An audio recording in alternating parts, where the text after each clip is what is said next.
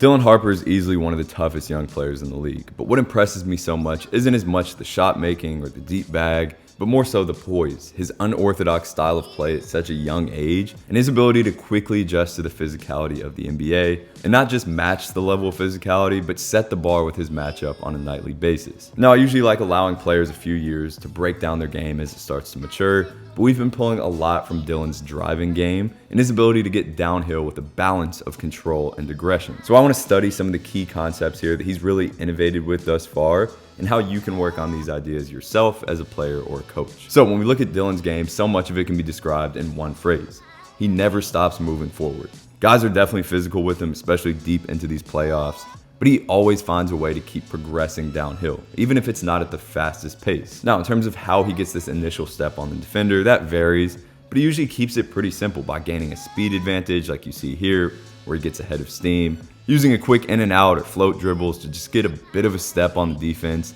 and engage them on his way downhill. But this next phase of the drive is where, in my opinion, he truly separates himself. And one thing you'll notice about Harper is how well he's able to change direction in stride. So again, once he gets this quick advantage on the defender and he's already moving downhill, if they cut him off and he changes direction, he almost always gains ground with that change of direction. Whether it's a spin, whether it's behind the back, whether he snatches between the legs, he's gonna keep moving forward. And so many players tend to stop themselves when they get cut off and then try to re-accelerate, whereas Harper's able to continue progressing forward. And it's a completely different dynamic when you're making these moves or changes of direction with contact like you see here. Your foot placement's gonna be a bit different. Your momentum may get stopped suddenly, which makes it tougher to control the ball. You may not have the availability of the off arm to move freely, especially if they're really initiating contact. So we use methods like this, especially at the beginning of workouts, where these guys may not even be moving super fast, but they're getting a ton of reps developing the feel for keeping that momentum forward going through contact as they change direction. So their goal here is to find our hip with their shoulder,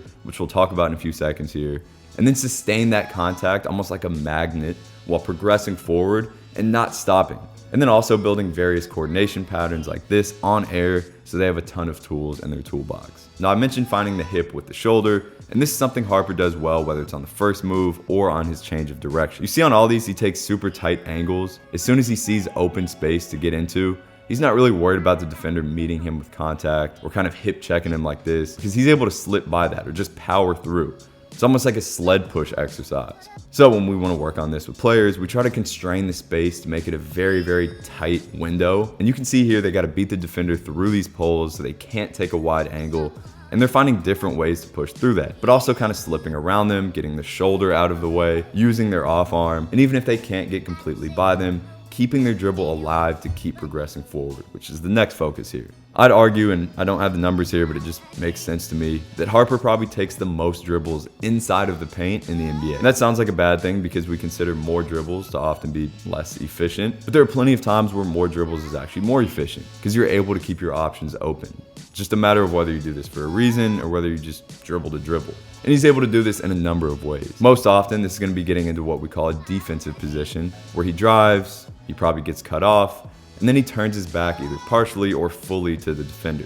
He's protecting the ball in a defensive stance. It's not necessarily a post-up, but it is kind of backing your way down and being able to spin out of there in either direction. So you'll notice here that especially when a defender's done a good job of cutting him off and he feels like he can't get by, so many players would end that dribble, but instead what he does is quickly flip into that defensive position, regain his pace and control, and then play out of that. And that's something we can work on in a 1v1 game like this, where the defense is looking to cut them off any way possible before they get to the paint. And you can see me cueing them here to, if that happens, play around with taking extra dribble to turn away and find a solution from there.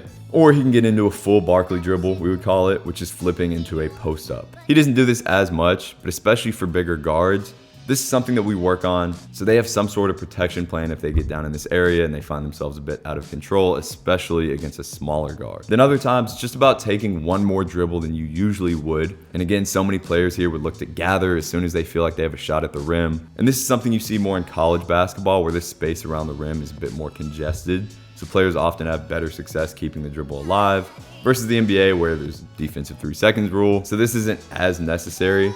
But in college basketball, there are actually stats showing that 3 dribble drives are often more successful than 2 dribble drives, which are more successful many times than 1 dribble drives, because you have more options available and more control.